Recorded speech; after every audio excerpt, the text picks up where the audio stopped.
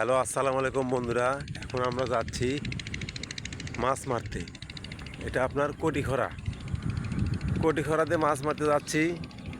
তে আমার এক চাচা কোটিখরাপুর মাছ মারতেছে, আপনাদেরকে দেখাবো কিভাবে মাছটা মারে।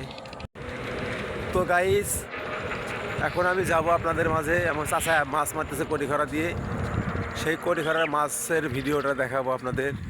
তো ভিডিওটা দেখতে থাকবেন। এই দেখেন, এখন আমি জালে যাব। তো বন্ধুরা দেখেন, সাইডে চারদিকে শুধু পানি আর পানি ছিল, এখন আর সেই পানিগুলো নেই। এখন শুধু মাছের বন্যা বয়ে গেছে এখানে।